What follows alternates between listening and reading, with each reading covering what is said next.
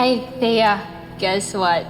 We're planning to have a quick getaway in Cebu! Cebu? Next month. Yes. Baka bigla sumama. Oh my gosh, seriously? That sounds fun. I'm game. And I'll take you to the best spots. Yung food market sa Lahog, the beaches, and may bagong cafe na sobrang cute. Ano naman kayong pwedeng puntahan sa Cebu? Ay nako, ako nang bahala sa inyo. Perfect! That's good! Thea, totoo bang pumayag ka na sasama ka sa Cebu kay Clarissa? Why not? Bakit ka pumayag? Ano yung mga death threats? Tigilan niyo na kami! May investor kasi na nagsabi sa amin na magbabalik daw kami ng Cebu. Delikado daw yung buhay namin ng anak ko. Huwag niyo na kaming guluhin! Actually, I just said yes to the invitation. To be polite. Ano ba? Hindi naman talaga ako sasama, no? So, of course, hindi ko makakalimutan yung mga death threats ng mga loan sharks dun sa Cebu. Loan sharks?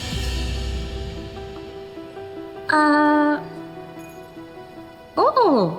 Ang sabi mo sa akin, sa investors galing ang utang. Sa kanila din galing ang death threats. Hindi sa loan sharks. Marge, ang dami na namin pinagdadaanan. Alam mo yon, minsan nag-overlap yung mga terms. At saka, ang dami nang haras sa amin. May mga investors, may mga lenders, at mga kung sino-sino pa. Kaya hindi nagtutulog. Teka lang. Bakit ba tinitrigger mo ko? Party to, hindi ito interrogation. Uminom ka na lang kaya para ma-relax-relax ka. Hindi kasi nagtutugma ang mga kwento mo. Ano ba talagang totoo, ha? May death threats ba talaga or gawa-gawa mo lang? Bakit ba tinatanong mo ko ngayon? At saka bakit ba sobrang big deal nito sa'yo? Because it matters to me dahil pinaniniwala mo ako na may death threats kayo. Kinausap ko si Dad at si Paolo para patirahin kayo sa bahay. O bakit? Pinilit ba kitang sabihin mo yun? Hindi naman, di ba? Sarili mo namang choice yun, kaya wag mong isumbat sa akin yan. Hindi ito utang na loob. Ang hinihingi ko, anong totoo? Ito ang totoo, Marge. Hindi lang ikaw ang Torre Campo. Ako rin. Kaya habang nakadikit yung apelyido namin ng anak ko, may pwesto kami sa bahay na yon. May death threats man or wala, totoo man o hindi lahat, totoo na mga sinasabi ko.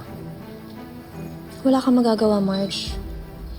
Hindi mo mababago na may karapatan kami sa pamamahay na yun.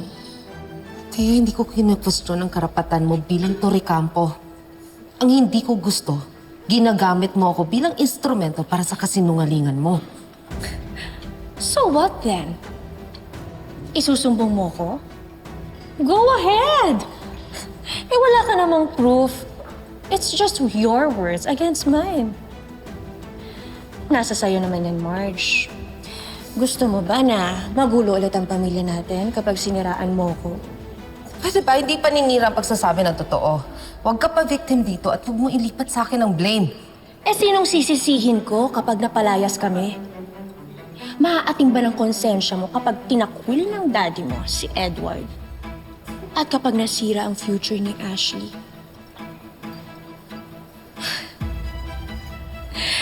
Kaya Marge, if I were you, think hard and long bago ka mag-throw ng accusation sa akin. Because hindi lang naman ako ang masisira. Pwedeng madamay si Edward at si Ashley.